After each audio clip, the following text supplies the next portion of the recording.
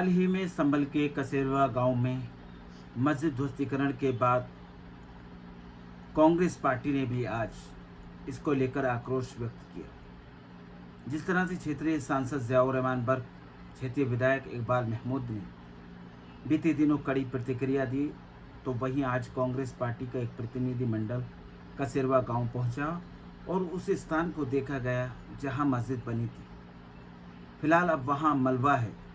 मस्जिद ध्वस्तीकरण के बाद कांग्रेस का प्रतिनिधिमंडल पहुंचा था, जिसमें पूर्व सांसद कुमार दानिश अली, कांग्रेस पार्टी के जिला अध्यक्ष हाजी मोहम्मद आरिफ तुर्की, कांग्रेस पार्टी के असमोली विधानसभा के पूर्व प्रत्याशी हाजी मरहूब, कांग्रेस अल्पसंख्यक विभाग के जिला चेयरमैन आरिफ तनवीर खान और तमाम वो कार्यकर्ता, अमित उठवाल, आरटीआई प्रकोष्ठ के वरिष्ठ नेता अधिवक्ता और बहुत से अनेक कार्यकर्ता और पदाधिकारी थे। मौके पर पहुंच करके निरीक्षण किया गया और मीडिया से मुखातिब होते हुए कुमार दानिश अली और तमाम नेताओं ने आक्रोश व्यक्त किया और कहीं ना कहीं उन्होंने कार्रवाई पर सवालिया निशान खड़े किए।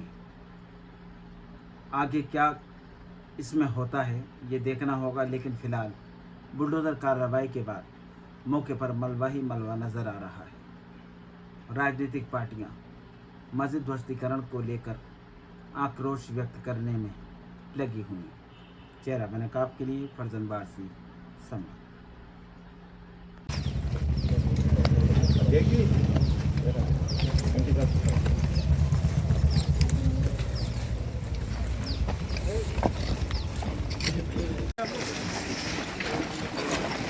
सुनील भाई आई थी।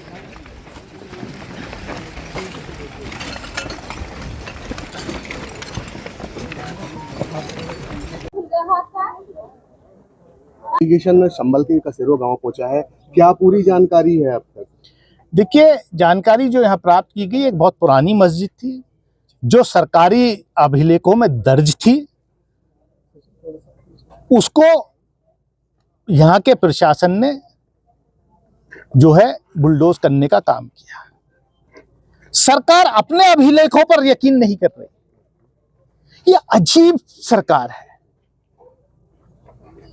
जो मस्जिद दर्ज थी रिकॉर्ड में, उसके खिलाफ ये आदेश करने का तहसीलदार को, जिला प्रशासन को हक ही नहीं है।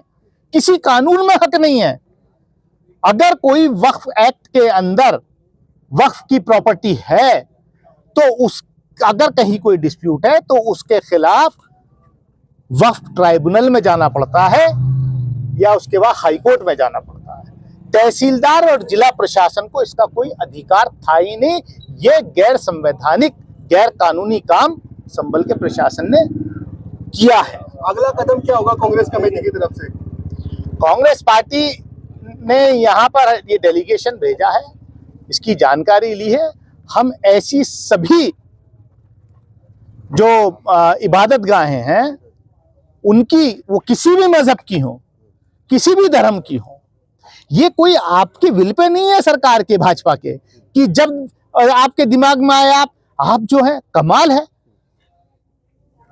आप कभी कहते हो कि आधार जो है वो सिटीजनशिप का प्रूफ नहीं है, कभी कहते हो डेट ऑफ बर्थ सर्टिफिकेट भी सिटीजनशिप का प्रूफ नहीं है, अब कह रहे हो कि साहब पासपोर्ट भी सिटीजनशिप का प्रूफ नहीं है।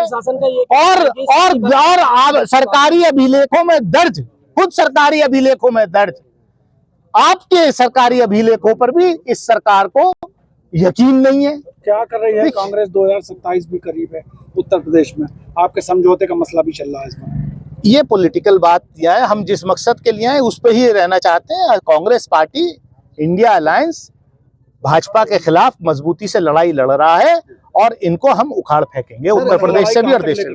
सर, प्रशासन का ये कहना है कि सुन्नी वक्फ बोर्ड में अभिलेख चुकाकर इस मस्जिद को सुन्नी वक्फ बोर्ड में दर्ज कराया था, तो उस पर सर क्या कहना है? देखिए, अब चोरी कहाँ हुई, कैसे हुई, वो सब देख रहे हैं। वीडियो भी आ गए, प्रूफ भी आ गए, बयान भी आ गए, एसआईटी भी बन गई, जांच भी बन गई। सर आखिरी, लेकिन अगर अभिलेखों में गड़बड़ी है तो आपको अधिकार नहीं है। अधिकार हाईकोर्ट को था, वक्फ ट्राइब्यूनल को था। एक कानून का राज है ना, ये बनाना रिपब्लिक है कि जब चाहोगे जैसे चाहोगे, क्योंकि आपको अपने अभिलेखों पे, आपको अपने कागजातों पर यकीन नहीं है। आप दुनिया से कागज मांगते हो, लेकिन आपके पास कागज है नहीं, खुद नहीं है, अपनी डिग्री नहीं दिखा पा रहे, दुनिया से कागज मांग रहे हो। जिनके पास आधार है, पासपोर्ट है, उसको भी, पासपोर्ट को भी कह दिया कि साहब ये सिटीजनशिप का प्रूफ नहीं है भैया।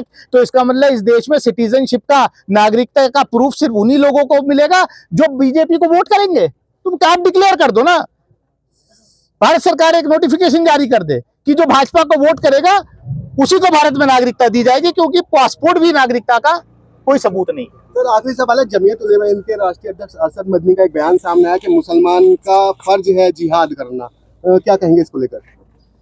आपके एजेंडा में चलने नहीं दूंगा। Thank you.